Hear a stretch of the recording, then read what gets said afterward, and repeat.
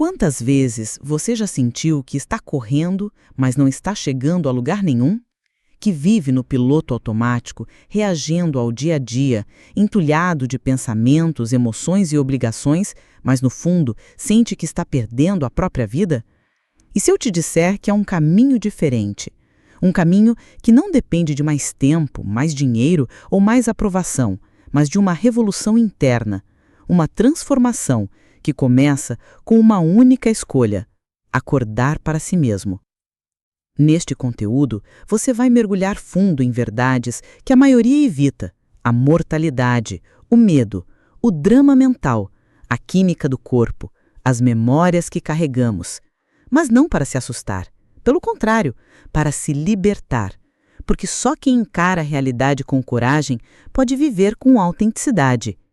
Cada palavra aqui foi escolhida com um propósito: despertar você, devolver ao seu coração a chama que o mundo tentou apagar, mostrar que você não precisa mudar o mundo para começar, basta mudar a relação com você mesmo. Mas antes de continuarmos, eu peço que siga o canal, porque transformação não acontece em um único vídeo, mas em uma jornada contínua. Aqui, você terá ferramentas de psicologia, filosofia e autoconhecimento para viver com mais presença, propósito e paz. Clique em seguir, ative o sininho e faça parte de uma comunidade que não busca mais distrações, busca despertar. Porque o mundo precisa de pessoas que não apenas existem, mas que vivem de verdade. Quantas vezes você já parou para sentir o chão sob seus pés, o ar entrando em seus pulmões, o calor do sol no rosto, e pensou: isso é vida, e um dia acabará. A morte é o único compromisso certo que todos temos. Não há convite, não há escolha, não há adiamento eterno. E, paradoxalmente, é exatamente essa certeza que pode nos libertar. Quando abraçamos a finitude, deixamos de viver como se tivéssemos tempo infinito para adiar nossos sonhos, nossas reconciliações, nossos propósitos. A consciência da morte não é um fardo, é um despertador. É o alarme mais poderoso que a existência pode nos oferecer. A maioria das pessoas vive em piloto automático, reagindo a estímulos, consumindo, acumulando, correndo, mas não vivendo. Vivemos distraídos por telas, preocupações, julgamentos e expectativas.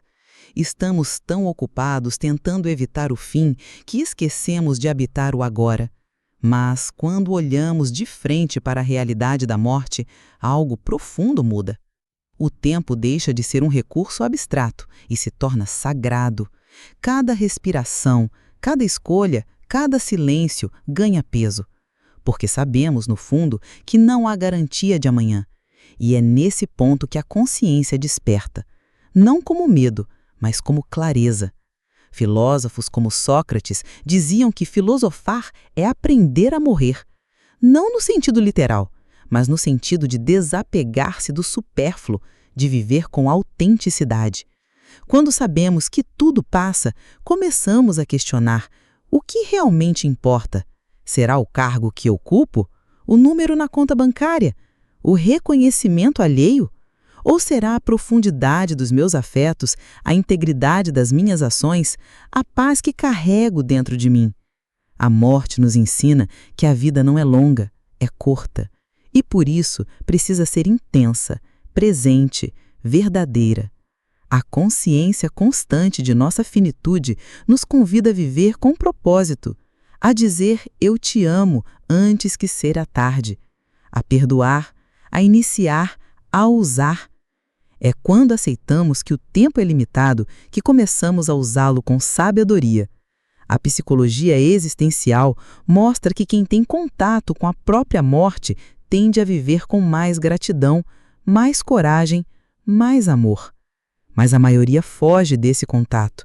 Prefere a ilusão de controle, a negação, o entretenimento constante. E nessa fuga perde o que há de mais precioso: a experiência direta da vida.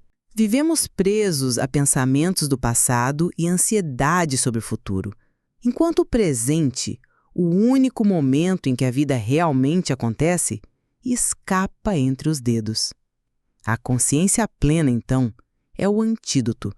É a capacidade de estar aqui, agora, com tudo que é, inclusive com a certeza da morte. Quando você sabe que vai morrer, cada escolha se torna mais significativa. Você para de viver por obrigação e começa a viver por escolha. Você deixa de buscar aprovação e passa a buscar autenticidade. A morte, então, não é o fim da vida, é o que dá sentido a ela. Como disse o poeta Rainer Maria Rilke, quem de verdade aprendeu a morrer, também aprendeu a viver. E é nesse aprendizado que encontramos a liberdade mais profunda. A liberdade de viver como se cada dia fosse um presente. Porque, de fato, é. A consciência da mortalidade não nos rouba a alegria. Ela a potencializa. Porque só quem sabe que vai perder tudo, aprende a amar o que tem, exatamente como é, aqui e agora. Já exploramos como a consciência da morte pode acordar nossa alma adormecida? Agora vamos mais fundo. É preciso não apenas saber que vamos morrer, mas aceitar isso com coragem e integridade. Porque na aceitação, e não na negação, que encontramos o caminho para uma vida plena, vibrante, autêntica. Negar a morte é como viver em uma casa cuja porta está trancada. Você pode decorar cada cômodo, acumular objetos, fazer festas, mas nunca sentirá a brisa do mundo lá fora. O medo da morte nos mantém aprisionados em uma existência rasa, governada pelo que os outros pensam, pelo que a sociedade exige, pelo que o ego deseja. Vivemos em uma cultura que demoniza a morte. Fugimos dela com cirurgias plásticas, dietas extremas, entretenimento infinito, produtos de juventude eterna. Mas ao tentar esconder a morte, escondemos a vida. Quem tem medo de morrer, tem medo de viver. Porque viver plenamente exige coragem. Coragem de amar profundamente, de arriscar, de falhar, de ser visto como é, de dizer não, de seguir um chamado interno, mesmo que o mundo não entenda. E tudo isso só é possível quando deixamos de viver como se tivéssemos tempo infinito. A verdade é esta: não há garantia de amanhã. Você pode acordar amanhã ou não. E essa incerteza não é para nos paralisar, mas para nos despertar. Quando aceitamos que o tempo é frágil, começamos a tratar cada momento como um presente raro. Um abraço se torna mais profundo, um silêncio compartilhado ganha valor, uma decisão importante deixa de ser adiada. A aceitação da morte não nos torna melancólicos, nos torna humanos, nos devolve a urgência da vida. O filósofo Martin Heidegger dizia que só quando assumimos nossa possibilidade mais própria, a morte, é que deixamos de viver de forma inautêntica, guiados por convenções sociais. Só então começamos a viver por escolha, não por hábito. É como se a morte fosse o espelho onde vemos quem realmente somos. Não o cargo, não o título, não as máscaras, mas a essência. E nesse encontro surge uma pergunta inadiável. Estou vivendo de acordo com o que realmente importa para mim? O medo da morte sufoca a experiência da vida, porque nos mantém em modo de sobrevivência. Corremos, acumulamos, controlamos, evitamos conflitos, tudo para adiar o inevitável. Mas, ao evitar a morte, evitamos também a vida. Porque a vida verdadeira só floresce quando estamos dispostos a perder tudo. Quando aceitamos que um dia vamos partir, começamos a viver com menos apego e mais presença. Começamos a dizer sim ao que nos move e não ao que nos esvazia. Aceitar a morte não é desistir da vida, é abraçá-la com mais paixão. É viver como se cada dia fosse um capítulo final, digno de ser lembrado. É escolher o amor em vez do ressentimento, o perdão em vez da vingança, a coragem em vez da conformidade. É entender que a vitalidade, aquela energia que faz os olhos brilharem, o coração pulsar forte, só existe quando estamos alinhados com o que é real, com o que é nosso. E então surge uma transformação silenciosa. A morte deixa de ser um inimigo e se torna um mestre, um professor rigoroso, mas amoroso. Ele nos lembra todos os dias que nada é permanente e que, por isso, todo é precioso. Quando você aceita que vai morrer, você finalmente começa a viver. Não amanhã, não quando tudo estiver perfeito, agora, aqui, neste exato instante. Porque viver plenamente não é um destino, é uma decisão contínua. E essa decisão só é possível quando o coração entende: morrer é certo, viver é uma escolha. Agora que entendemos como a aceitação da morte pode libertar nossa existência, é essencial fazer uma distinção profunda entre o drama psicológico e a vida existencial. A maioria das pessoas vive presa ao primeiro, um redemoinho interno de pensamentos, emoções, julgamentos e histórias repetitivas, enquanto a vida real acontece no segundo, no corpo, no presente, na experiência direta do que é. O drama psicológico é uma peça que montamos na mente, com personagens fixos, roteiros previsíveis e finais trágicos. A vida existencial é o palco onde tudo acontece, sem roteiro, sem máscaras, sem repetição. Quantas vezes você já se pegou mergulhado em uma discussão interna que não leva a lugar nenhum, relembrando um erro do passado, preocupando-se com o que o outro pensa, temendo um futuro que ainda nem chegou? Isso não é vida, é teatro mental. E o pior, é um teatro inconsciente. Vivemos como se esses pensamentos fossem verdades absolutas, como se as emoções fossem identidades. Sou ansioso, sou um fracassado, nunca vou conseguir. Essas frases não descrevem quem você é, descrevem um conteúdo de um pensamento que muitas vezes nem é seu, mas herdado de pais, sociedade, traumas. A falta de consciência sobre esse mecanismo é o que nos mantém confusos, insatisfeitos, desconectados. Enquanto estamos identificados com o drama psicológico, não conseguimos ver a beleza do simples fato de existir. Não sentimos o vento, não ouvimos o canto dos pássaros, não notamos o olhar de quem amamos. Estamos ocupados demais com o passado que não volta e o futuro que talvez nem exista. E nesse vácuo de presença, a morte nos alcança aos poucos. Não de uma vez, mas dia após dia, momento após momento, em que deixamos de viver. É isso que significa a morte acontece aos poucos, mas não percebemos. Não é apenas o corpo que envelhece, é a alma que adormece. É quando deixamos de sentir, de sonhar, de ousar, de amar com risco. É quando trocamos a espontaneidade pela segurança ilusória da rotina. É quando aceitamos viver uma vida que não é nossa, guiada por expectativas alheias, por medos não examinados, por desejos superficiais. A morte, nesse sentido, não é um evento futuro, é um processo contínuo de ausência. Mas há uma saída, a consciência. Quando você observa seus pensamentos sem se identificar com eles, quando sente suas emoções sem ser dominado por elas, você sai do drama e entra na existência. Você deixa de ser o personagem e se torna o testemunha. E nesse espaço de observação, algo muda. Você percebe que não é a sua raiva, não é a sua tristeza, não é o seu pensamento. Você é o campo onde tudo isso aparece. Vasto, silencioso, imutável. A vida existencial é essa presença lúcida. É caminhar e sentir os pés tocando o chão.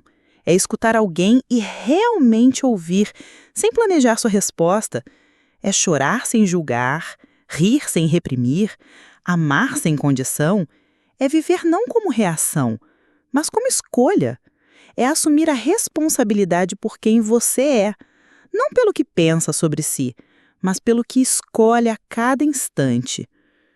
Quando você entra na vida existencial, o drama psicológico não desaparece, ele perde o poder. Você ainda tem pensamentos, ainda sente emoções, mas eles não te dominam. Você os vê como nuvens no céu da consciência, passageiros, impermanentes, sem controle sobre você. E nesse estado surge uma liberdade profunda, a liberdade de ser quem você é, além das histórias, além do medo, além do tempo. A verdadeira transformação não vem de mudar o conteúdo da mente, mas de mudar a relação com ela. É quando paramos de acreditar em tudo que pensamos que começamos a viver. E é nesse viver, consciente, presente, corajoso, que encontramos o sentido. Não em conquistas, não em reconhecimento, mas na simples, poderosa experiência de estar vivo. Aqui, agora, totalmente. Vimos como o drama psicológico nos afasta da vida real. Agora vamos mergulhar na origem desse drama. A mente. A mente humana é uma das ferramentas mais poderosas do universo, capaz de criar obras de arte, curar doenças, construir civilizações, viajar às estrelas. Mas quando usada de forma inconsciente, esta mesma mente se torna a fábrica mais eficiente de sofrimento que conhecemos. A diferença entre criar e sofrer não está na mente em si, mas na consciência com que a usamos. A mente pode ser um escultor ou um carrasco. Tudo depende de quem está segurando o cinzel. A imaginação, por exemplo, é um dom extraordinário. Ela nos permite projetar o futuro, simular cenários, ensaiar conversas, criar mundos inteiros. Shakespeare usou a imaginação para escrever tragédias, mas ele sabia que eram ficção. O problema começa quando vivemos tragédias que criamos, mas acreditamos que são reais. Quando o pensamento "e se eu falhar" vira uma profecia autorrealizável. Quando a lembrança de uma crítica vira identidade. Sou um incompetente. Quando a projeção de um futuro sombrio paralisa o presente. Aí a imaginação deixa de ser criação e vira prisão. O sofrimento, na essência, não vem das circunstâncias, vem da interpretação que fazemos delas. E essa interpretação é obra da mente inconsciente. Você não sofre porque perdeu o emprego. Você sofre porque criou uma história em torno disso. Sou um fracassado, nunca vou me recuperar, vou decepcionar minha família. A perda é um fato. A história é uma construção. E é nessa construção que o sofrimento nasce. A falta de consciência sobre o que estamos criando com nossos pensamentos é o que perpetua o ciclo de dor. Mas há uma boa notícia. Assim como criamos o sofrimento, podemos criar a paz. Assim como projetamos o medo, podemos projetar a coragem. A mente é neutra. Ela obedece à direção que damos a ela. O problema é que, na maioria das vezes, não damos direção. Deixamos que ela funcione no automático, repetindo padrões do passado, alimentando velhos medos, reagindo a gatilhos emocionais. É como ter um motor potente em um carro sem volante. Você vai a algum lugar, mas não escolhe o destino. A consciência é o volante. Quando você observa seus pensamentos, quando percebe que está criando uma história negativa, você ganha o poder de mudar o roteiro. Pode perguntar: isso é verdade? É útil? Serve ao meu bem maior? Pode substituir "nunca vou conseguir" por "estou aprendendo a cada passo". Pode trocar "sou um desastre" por "cometi um erro". E isso me torna humano. A mente então deixa de ser uma prisão e se torna um laboratório de transformação. Shakespeare criou tragédias com intenção artística. Nós, muitas vezes, vivemos tragédias por hábito inconsciente. A grande revolução é acordar para esse processo criativo interno. É perceber que cada pensamento é uma semente e você escolhe o que vai plantar. Você pode cultivar medo ou pode cultivar confiança. Pode regar o ressentimento ou pode nutrir o perdão. A mente é fértil e o que você planta, você colhe dia após dia, em forma de emoções, decisões, relacionamentos, realidade. Portanto, o caminho não é eliminar a mente, é dominá-la com consciência. Não é parar de pensar, é escolher como pensar. Quando você usa a mente como ferramenta de criação, você se torna um artista da própria vida. Você escreve o roteiro, você escolhe os personagens, você define o clima emocional do seu dia. E nesse ato de criação consciente, descobre um poder que estava escondido o tempo todo. O poder de ser o autor da sua própria história, não a vítima dela. Agora que entendemos como a mente pode ser usada com consciência para criar ou sofrer, é essencial reconhecer uma dimensão ainda mais profunda: o corpo. Muitos acreditam que a felicidade depende de conquistas externas: dinheiro, status, relacionamentos, reconhecimento. Mas a verdade é que a fonte mais poderosa de bem-estar está dentro de nós, em uma rede complexa e inteligente que podemos chamar de nossa fábrica química interna. O corpo humano é capaz de produzir naturalmente substâncias que geram alegria, paz, coragem, amor, sem depender de estímulos do mundo exterior. A felicidade, portanto, não é um destino. É um estado interno que podemos aprender a operar. Neuroquímicos como serotonina, dopamina, ocitocina e endorfinas são responsáveis por sensações de prazer, conexão, motivação e calma. O problema é que na sociedade atual, muitos tentam ativá-los de forma indireta e desequilibrada, através de compras compulsivas, redes sociais, alimentos ultraprocessados, drogas, relações tóxicas. Esses estímulos externos criam picos momentâneos, seguidos de quedas, um ciclo vicioso de busca e insatisfação. Mas, quando aprendemos a regular essa fábrica interna de forma consciente, rompemos esse ciclo e acessamos um bem-estar sustentável, autônomo, verdadeiro.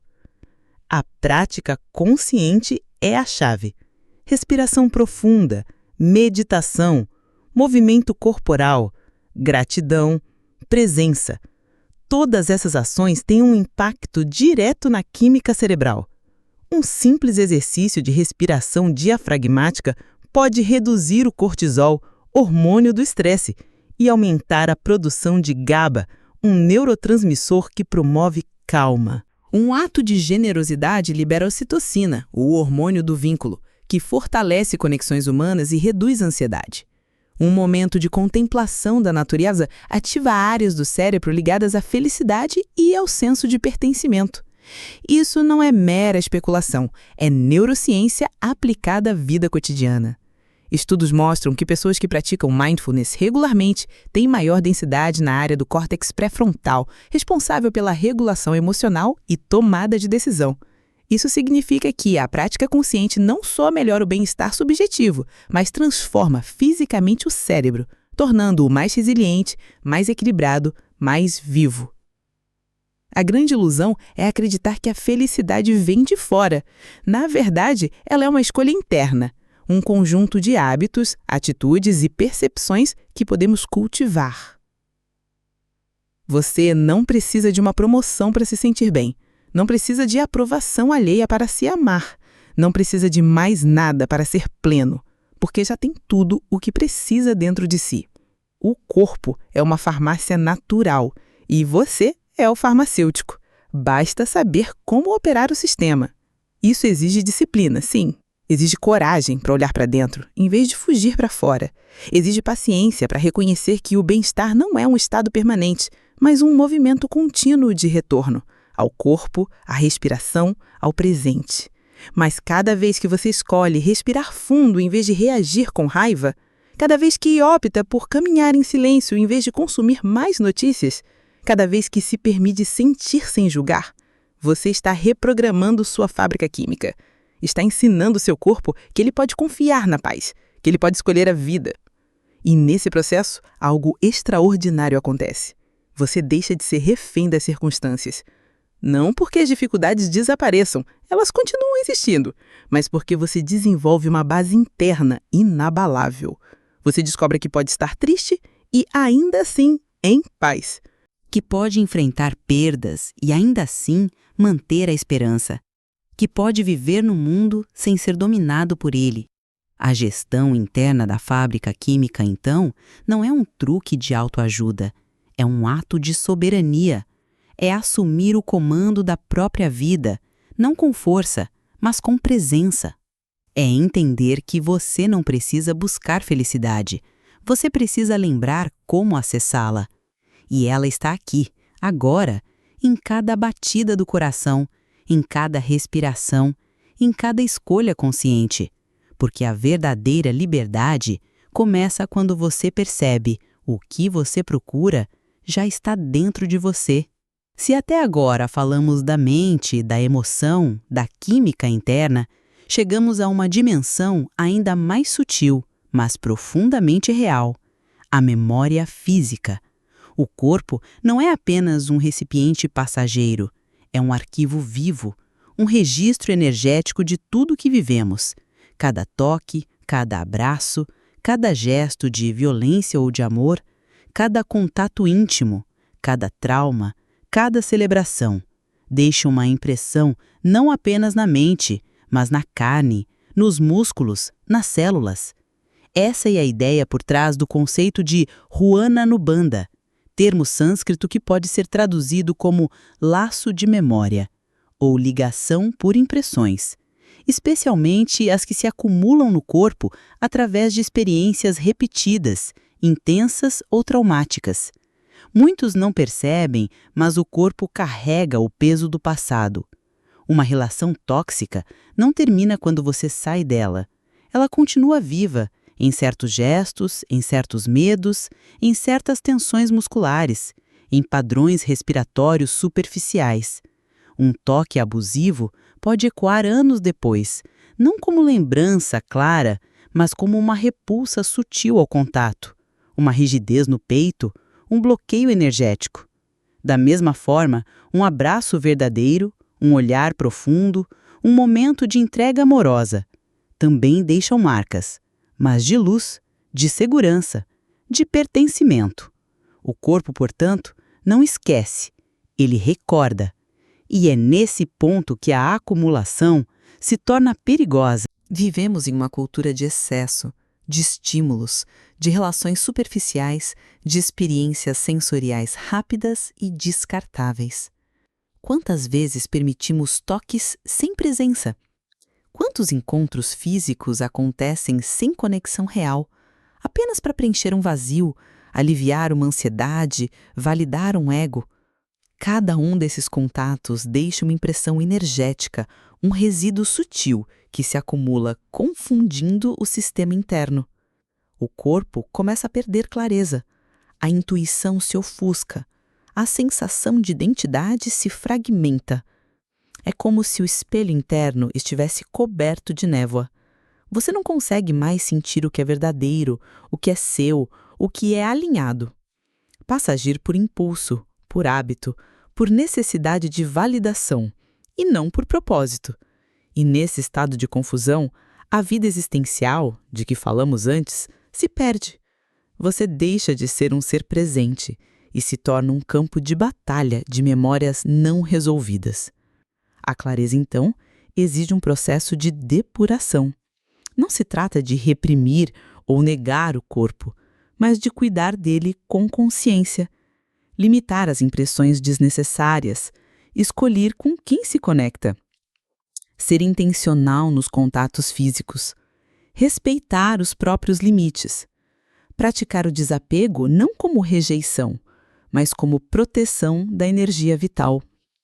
Assim como você não colocaria qualquer alimento no seu carro, por que colocaria qualquer energia no seu corpo? Técnicas como meditação corporal, yoga, terapias somáticas, respiração consciente e até o simples ato de escutar o corpo em silêncio são formas de limpar esse campo energético. Elas permitem que as memórias reprimidas subam à superfície, sejam sentidas, acolhidas e liberadas, não reprimidas, mas integradas. E com isso, o corpo começa a se lembrar de quem ele é. Não um arquivo de traumas, mas um templo de vida. Manter o corpo e a mente leves não é um ideal estético, é uma condição para a liberdade. Quando há menos acúmulo, há mais presença. Quando há menos ruído interno, há mais silêncio. E no silêncio surge a voz da alma. Você volta a sentir o que é real, volta a agir com autenticidade, volta a amar sem medo, porque ao soltar as memórias que não são suas, você se reencontra. A verdadeira leveza não vem da ausência de dor, mas da capacidade de atravessá-la sem se perder. E no final, entendemos que o corpo não é um obstáculo ao espírito, é seu mensageiro mais fiel. Cada tensão, cada dor, cada sensação é um sinal, um convite, um lembrete. Volte para casa, porque a clareza, a paz, a liberdade, tudo isso começa quando o corpo está em paz consigo mesmo. E isso só acontece quando paramos de acumular o que não serve e começamos a honrar o que é essencial. Chegamos ao ponto final desta jornada, não como um fim, mas como um novo começo. Tudo o que percorremos até aqui se entrelaça em uma única verdade. Viver plenamente não é um acaso, mas uma escolha consciente. A consciência da morte, a aceitação do fim, o desapego do drama psicológico, o domínio da mente, a regulação da fábrica química interna e o cuidado com a memória física. Todos esses capítulos convergem para um chamado urgente: viver com presença e propósito. Porque, no fundo, é isso que a alma anseia. Não mais tempo, mas profundidade. A maioria das pessoas passa a vida tentando adiar o inevitável, fugindo da verdade mais simples. Tudo é passageiro. E nessa fuga, perde o que é eterno, o agora. Mas quando você olha de frente para a finitude, quando aceita que um dia tudo terminará, algo se dissolve, o medo de viver. Você percebe que o maior risco não é morrer sem ter vivido. É chegar ao fim com o coração cheio de "e se, talvez, um dia". E é nesse instante que nasce a coragem, não a ausência de medo, mas a decisão de seguir mesmo com ele. E é nessa presença que o propósito surge, não como um destino grandioso, mas como uma direção interna. Propósito não é o que você faz, mas como você faz. É a integridade com que ama, trabalha, fala, escuta, caminha. É alinhar suas ações com seus valores mais profundos. É dizer não ao que esvazia, e sim ao que alimenta a alma. É escolher o amor em vez do controle, a verdade em vez da aparência, o serviço em vez do ego. Portanto, o convite final não é para mudar tudo de uma vez, mas para acordar, dia após dia, para lembrar, para respirar fundo e perguntar: estou vivendo ou apenas sobrevivendo? Para escolher, mesmo nos dias difíceis, olhar para dentro com compaixão, cuidar do corpo com respeito, usar a mente com sabedoria e abraçar a morte como mestra de vida.